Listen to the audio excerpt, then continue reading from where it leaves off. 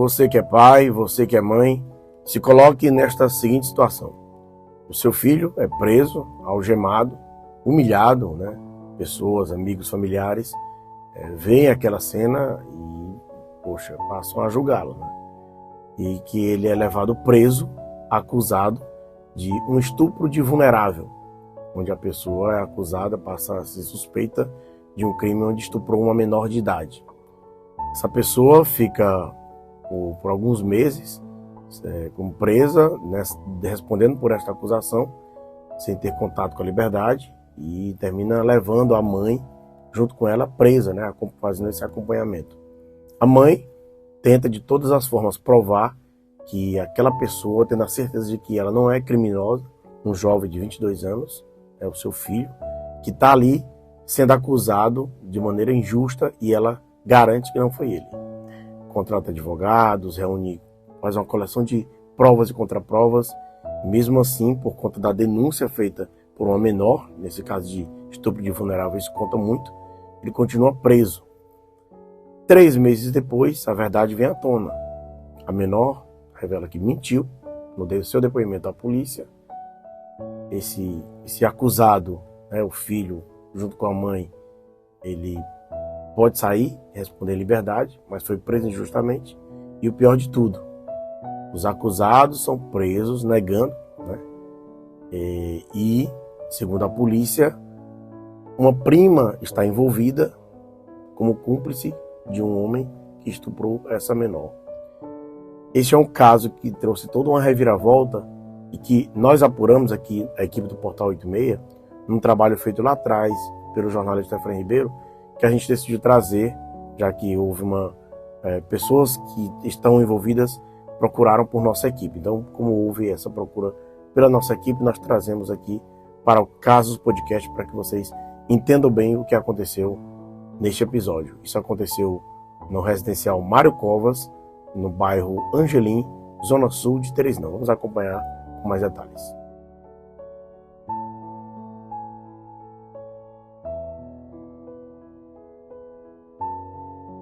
Oi, gente, eu sempre trago aqui no Casos Podcast, aliás, eu costumo não trazer casos muito factuais, né? Mas como houve essa apuração da equipe do Portal 86, no trabalho feito pelo Efraim Ribeiro desde o começo do caso, nós decidimos trazer, até porque tem vídeos, maneiras de explicar melhor para quem nos acompanha, para quem acompanha esse trabalho aqui do Portal 86. Mas antes, como eu sempre faço, como eu sempre peço, siga nossas redes sociais, acompanhe o trabalho do Portal 86. Você que já acompanha, muito obrigado, compartilha, espalha para muita gente, para cada vez mais pessoas seguirem, acompanharem, fazerem parte desta comunidade que é o Portal 86. Também você pode acompanhar todo o conteúdo na TV, né, dentro do nosso canal no YouTube, com a TV 86, youtube.com/TV86.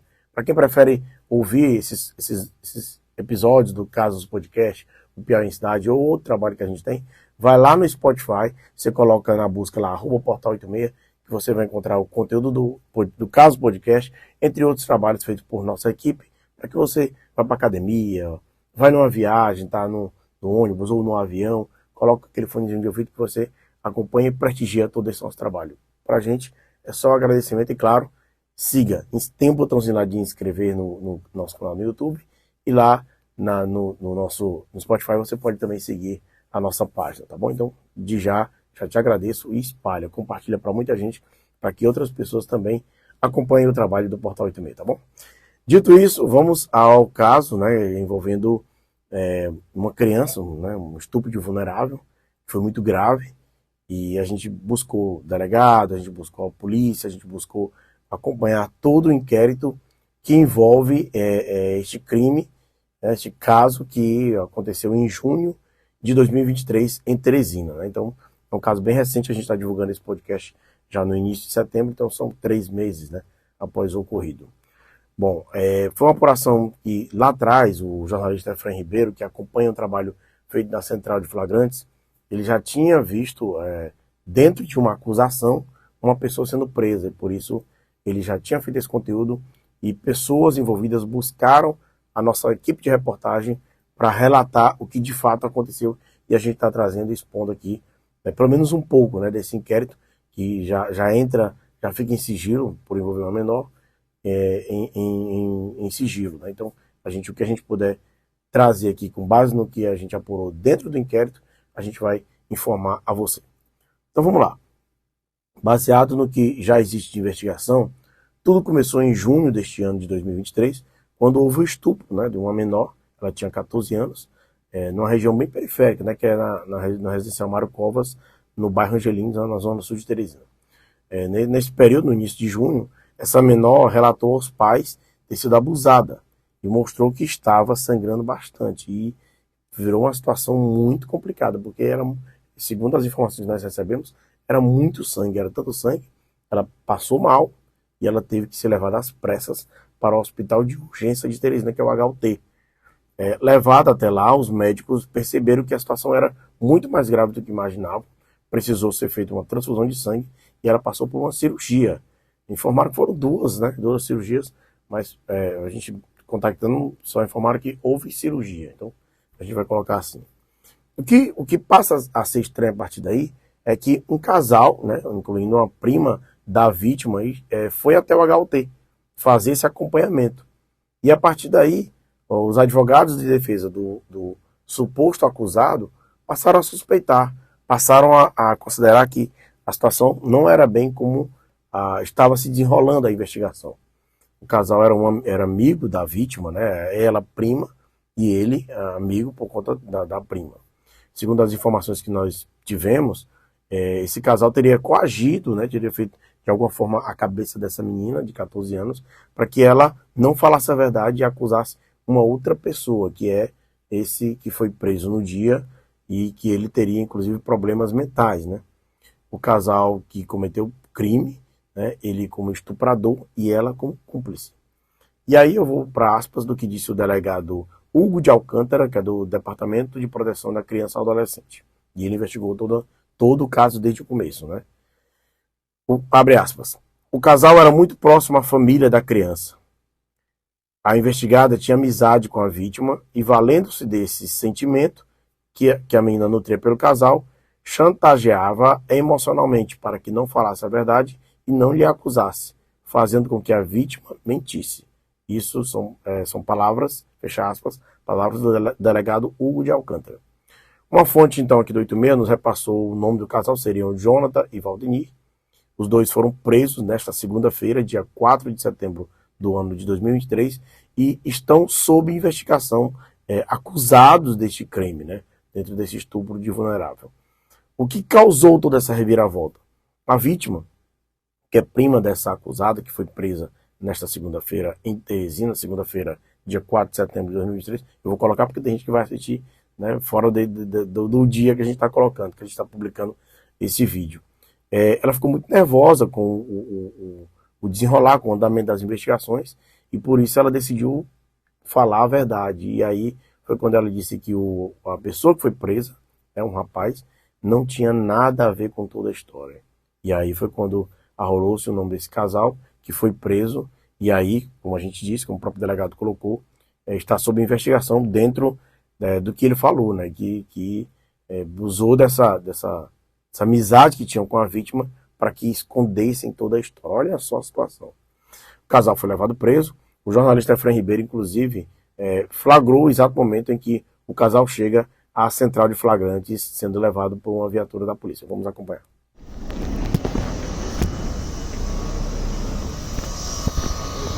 Chegando aqui, ó, central de flagrante.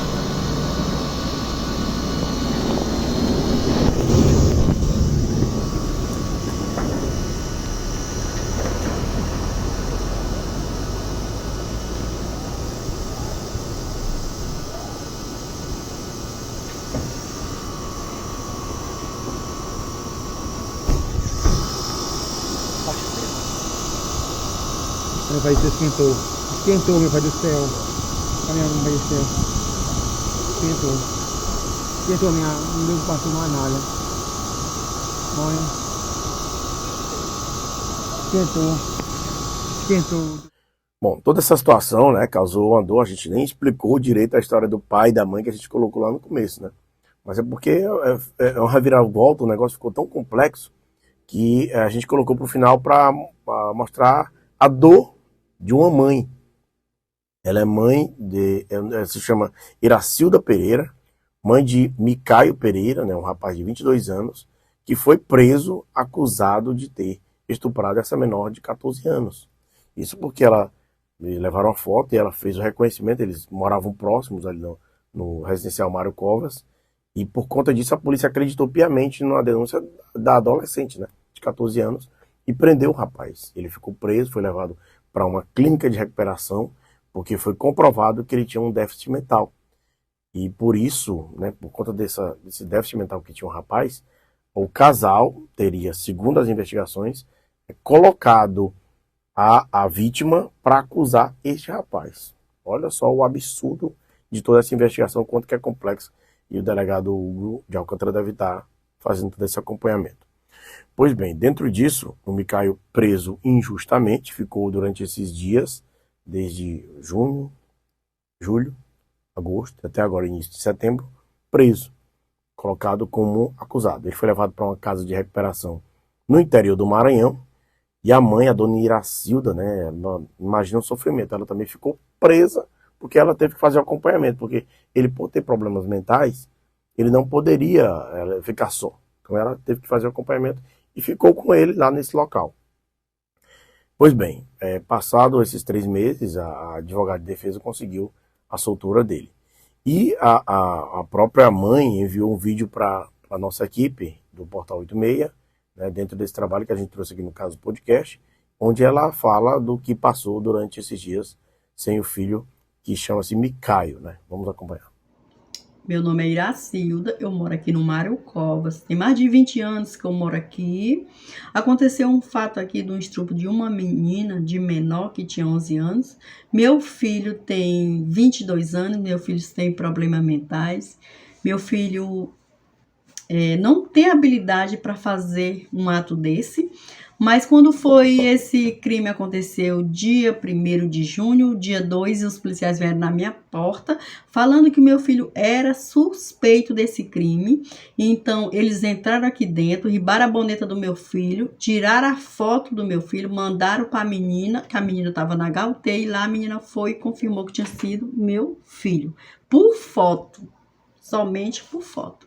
Aonde essa foto foi exposta aqui no bairro, o pai da menina expôs meu filho para todo mundo nos bares, defamando meu filho, xingando meu filho, chamou meu filho na delegacia de ladrão, vagabundo, fez um problema grande, né? Sem ter provas, só na palavra da menina. Aonde chegamos na delegacia com meu filho, com os laudos, com tudo, ninguém acreditou na deficiência do meu filho. Diante dos laudos, meu filho era o suspeito, meu filho era o acusado, meu filho era, sim, ele que tinha feito isso. Meu filho lá sofreu, meu filho lá foi algemado, né? Chorando. Nós passamos por essa luta, meu filho foi condenado 1 ano, né? Logo de cara, foi condenado logo de cara, mesmo com a deficiência, mesmo que não tinha prova nenhuma, só na palavra da menina. E aí, que mãe é essa que suporta uma luta grande que nós ia, de repente aconteceu, né? Uma coisa dessa, meu filho sofrendo, nós lutando, minha família todinha ali sofrendo, diante de uma injustiça, porque não teve investigação, não teve nada. Meu filho está com traumas fisicamente e mentalmente. Não quer ver ninguém, se tranca no quarto, não quer saber de nada. Todo mundo abalado, com tamanha mentira que foi formada, porque teve um erro que não foi investigado. Onde houve gasto sem eu ter, minha saúde, a do meu filho, sabe? E eu clamo aqui, que até pelo amor de Deus, que vocês venham investigar qualquer coisa que vocês foram condenar antes. Para que outras mães não passem por o que eu passei. Porque não foi fácil. Foi dor, foi desespero, aflição. porque meu filho não sabia se expressar, meu filho não sabia se defender diante de uma maldade tão grande que fizeram com meu filho. Então tá aí o relato da mãe, né, a dona, deixa eu pegar o nome correto dela, Iracilda Pereira, né, a mãe de Micaio Pereira, que foi quem foi acusado.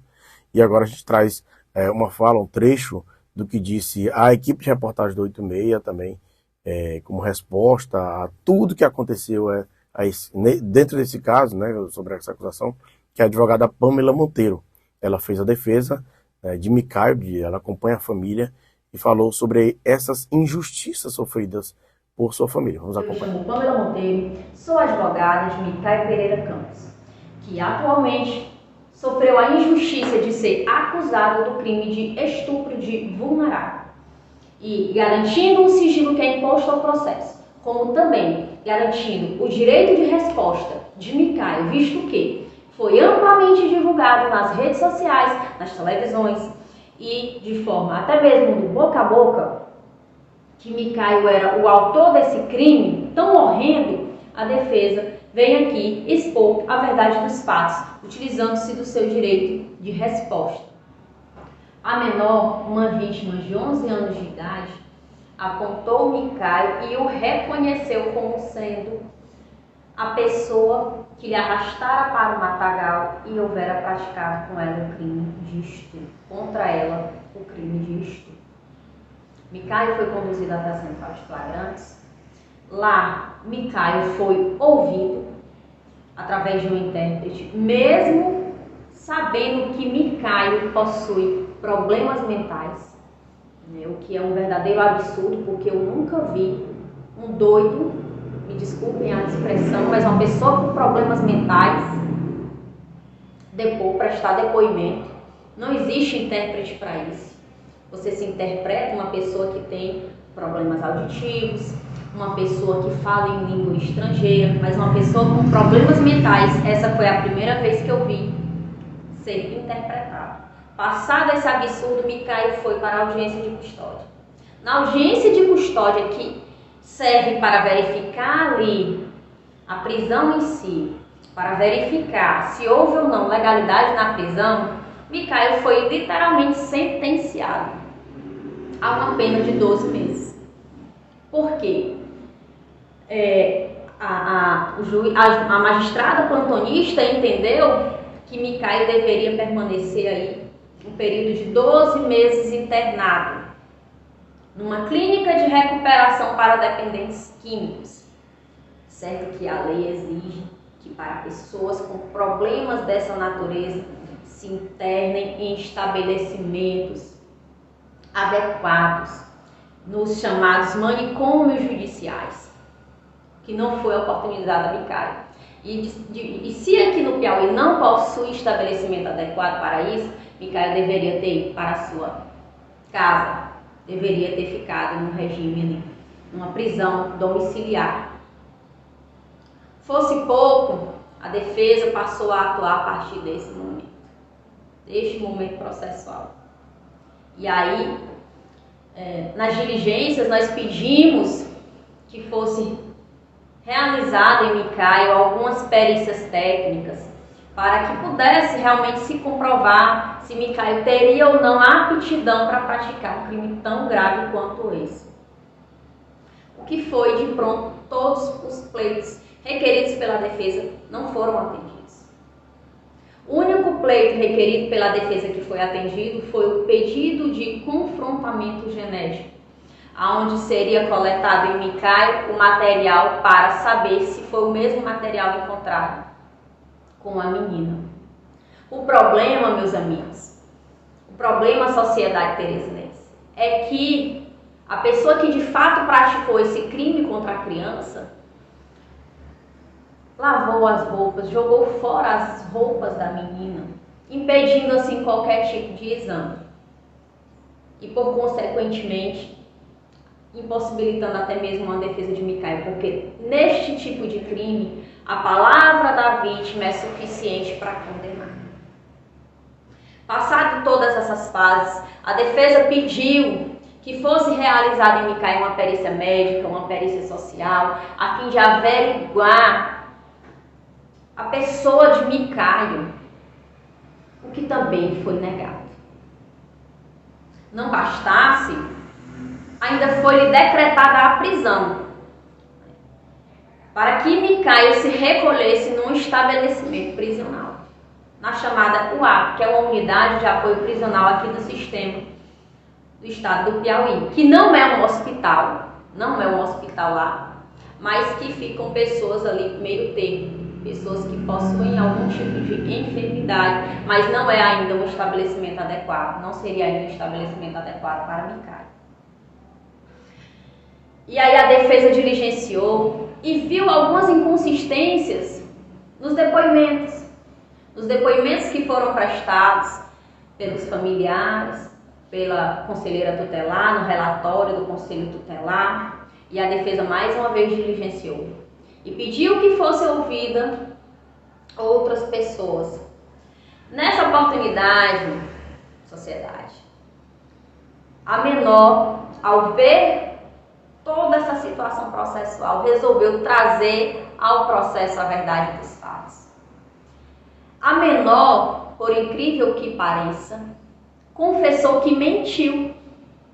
A menor, que passou por 3 cirurgias, que fez transfusão sanguínea, confessou que mentiu.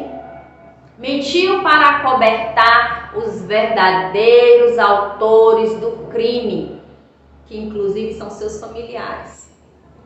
E por vezes a defesa foi indagada de qual seria o propósito de uma criança mentir. Ora, esse me parece um bom propósito. E a criança mentiu debaixo de coação. E Micael foi injustiçado. A justiça só pode ser feita a Micael porque ela voltou atrás, reconheceu e confessou que mentiu porque foi induzida, porque foi coagida. Enquanto isso, Micael estava lá, com a sua liberdade restrita. Não fosse pouco, Micael está com sua liberdade restrita. A mãe de Micael, num ato de desespero, acabou por se internar junto com o filho nessa casa de recuperação, só para poder garantir que o filho tivesse a sua integridade física e psíquica garantidas, guardadas. Bom, então tá aí a advogada Pamela Monteiro, inclusive é importante a gente destacar, ela buscou a reportagem do 86 porque lá atrás, no mês de junho, o Efraim Ribeiro havia divulgado no portal 86, dentro do zap do Efraim, a prisão de Micael, né, como se fosse o acusado. E dentro disso a família já mostrava que ele não era o acusado. E aí ela buscou um direito de resposta e nem precisava fazer esse pedido, porque é mais do que justo, né? Nós darmos espaço para esse rapaz, para essa defesa que não deveria ter acontecido, né? Vocês viram aí o depoimento da mãe, muito revoltada, muito chateada, o sofrimento que ela passou, você imagina. E a advogada de defesa, que teve vários pedidos negados até conseguir, vamos dizer assim, uma vitória, né, para esse rapaz que foi preso injustamente. Bom, como a gente já informou, o caso vai seguir sob investigação. Como eu disse, a gente costuma, no caso do podcast, não trazer tanto casos factuais, porque essas reviravoltas podem acontecer, né? E como a gente trouxe dessa forma, a gente estava com algumas informações de maneira exclusiva, nós trouxemos aqui para que vocês acompanhassem dentro do caso podcast. Só para a gente finalizar, o delegado Hugo de Alcântara, da DPCA, vai continuar à frente do caso, e ele ressaltou, né, que durante a prisão, os 2 acusados negaram tudo, não negaram qualquer possibilidade de terem, de alguma forma, cometido esse crime. A polícia já está fazendo, desde a prisão do casal, novas diligências, inclusive esteve na casa deles, fazendo uma perícia, buscando material. Vocês viram que a advogada falou que eles lavaram a roupa da criança, né, da adolescente. Mas, enfim, como a gente coloca, a gente está sempre baseado no que há de informação, no que há dentro do inquérito, para que a gente possa trazer a melhor informação para vocês. E aí todo o acompanhamento deste caso a gente traz no Portal 86, o Efraim Ribeiro, jornalista que acompanha todo esse trabalho policial, também no zap do Efraim. E aí a gente dá até a dica, né? siga o Zap da Efraim Prime, que tem muita coisa lá em primeira mão, de forma exclusiva que ele divulga, tá bom? Você que nos acompanhou até aqui, muito obrigado. Este foi mais um Casos Podcast, no episódio extra, para a gente sempre dar a melhor informação a você que acompanha o trabalho do Portal 86. Muito obrigado.